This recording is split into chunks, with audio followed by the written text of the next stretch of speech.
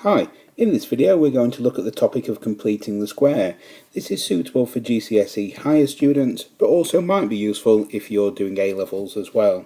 If you've got any questions, as ever, you can contact me on Twitter at Mr_G_Walton or our school account at Tupton Maths. So in this lesson, what we're really going to be looking at doing is rearranging a quadratic expression into a particular form, and we'll see exactly what that looks like later. We're going to be able to use complete to the square to solve a quadratic equation, and we're also going to be looking at using the complete to the square form to find information about the graph of the quadratic equation, so a minimum point, a minimum value, or a line of symmetry. Okay, let's get started then. Now, this idea of a completing the square, it's very geometric. The idea of a square and being completed is not something I'm going to do in this video today. There's lots of other videos on YouTube that explain how to do that. I'm purely just going to go through the algebra and the maths behind what it is that we're looking for. Now, here's a particular question, a very common question that you'll see in your GCSE exams. It says to write this quadratic in a particular form, and this form here is the completed the square form. This is what we're looking for. Okay, now I'm going to talk you through step by step how we do this, and we'll take it from there. So we'll start off with x squared plus 10x plus 3. This is the question. Now you'll see here what we're trying to get is something with brackets in, and the way that we do this is we half the coefficient, the number in front of the x term. So our brackets look like this: x plus 5 squared. Now at this point I really just looked at that number and halved it and put it in a bracket here. What I want you to do now is imagine that we had this, and I was asking you to expand this. I want to do it on the right hand side. Imagine we had x plus 5 and we're squaring it, so multiplying it by itself. Let's see what we get if we expand it out. Well, we get x squared plus 5x plus another 5x plus 25, which gives me x squared plus 10x plus 25. Notice how similar this is to what we started with. We started with x squared plus 10x plus 3. We've now got x squared plus 10x plus 25. Okay, so we're close but not quite there. The next step is we take away this 25 that we don't want, and the bit that we do want was plus 3. So let's add 3.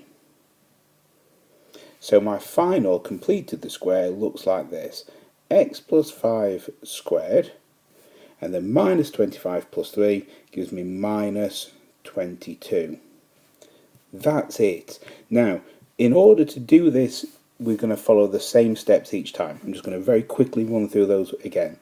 We look at the number in front of the x and half it. That's the bit that goes in the brackets with a squared on the outside. I then take away this number squared. That's the minus 25 here. And the plus 3 gets written underneath and tidied up here. Now the final thing to notice, the question said I want it in the form plus a squared plus b. Well, I've got a plus here, but I've got a minus here. Does that matter? Well, no it doesn't, where a and b are constants. In this case, a is 5, I can see that, plus 5, that's fine, and b is all this. So b is minus 22. Okay, so don't worry if you have a minus here or here and it's asking for it in this form with the pluses, you've still done it right. Okay, let's move on. Two parts to this question. These are the other sorts of things that you might see in your exam. This one says express this in that form and then do something else with it. Hence write down the minimum value. Okay, so let's put it in this form first. If you want to pause the video and have a go at that bit now by yourself, you can do. Otherwise, I'm just going to do it here. So we start off with x squared minus 4x minus 10. So we write in my brackets underneath x minus, remember I'm halving this number here, so 2. I'm going to take away this number squared, so minus 4. And then bring down my minus 10. So it becomes x minus 2 all squared minus 14. That's the first part done. Now, hence write down the minimum value of this. Okay, let's have a think about what's going on here then. Well, the next thing that I need to tell you is that this complete to the square form here tells us something quite interesting. This minus 2 and this minus 14 help us with the coordinate of the minimum point of the curve. Now, I've written this down. Notice what I've done. The minus 14 has dropped straight down here. That stays the same. The y coordinate here stays the same. The number that was in the bracket here has changed sign. It's now become positive. So I can tell you some things about the graph of this. Now I'm going to do a very rough sketch. It's not going to be particularly neat, but bear with me. I can tell you that it has a minimum point of 2 minus 14, so down here somewhere. What else can I tell you? Let's say this is minus 14 and this is 2. I can also tell you that it crosses the y-axis at minus 10. So I can also say it comes down here. And I also know it's a positive shape, so the curve is going to look something like this. This is the minimum point right down here at the bottom at 2 minus 14. Now, the question says write down the minimum value of this. So what's the smallest y value? This is what it's asking for. When y equals this, what's the smallest y value? Well, it's this number here, it's minus 14. So the smallest minimum value is when y equals minus 14, or just minus 14. And we can see from the sketch what's going on. And in this final example, we're being asked to express something in a particular form, completed the square form, and this time solve the equation. Okay, so let's do the same as what we've done on all the other ones. Let's write down the question, x squared plus 4x minus 12. Let's half the number in front of the x here, so in this case plus 2. Let's take away that number squared, minus 4, and then bring down my minus 12, minus 12. So I end up with x plus 2 all squared minus 16. Now that's the first part done. Second part says now hence or otherwise. Now what this means is it wants you to use the thing that you've done here. If you can't, then otherwise just means try something else. Have another go at solving it. But really we should be able to use this quite easily now. So let's carry on and I'll do it over here. So I've now got x plus 2 squared minus 16, and I'm solving it when it equals to 0. So equals 0. Now let's go about solving this in the normal way. I can move my 16 minus 16 here across, so in effect I'm adding 16 to both sides, so I get x plus 2 squared equals 16. Next step is I can square root both sides to get rid of this squared here. So now I end up with x plus 2 equals square root of 16. But remember, when we're square rooting a number like this, we could have a positive and a negative part to it. We weren't quite sure whether this bit, when we squared it, was negative, or if we squared it, it was positive. It could be either. So let's carry on as we are. We know what the square root of 16 is. We know that that's 4. So x plus 2 equals plus or minus 4. And the final step is to take 2 away from both sides. So x equals minus 2 plus and minus 4. So should I be able to get two solutions here? Well, let's see. If I've got one where I'm adding and one where I'm taking away, I can finish this off really simply now by having x equals minus 2 add 4 and x equals minus 2 minus 4, which is going to give me, from this solution, I'm going to get 2, and from this solution, minus 6. So I'm going to get two answers, 2 and minus 6.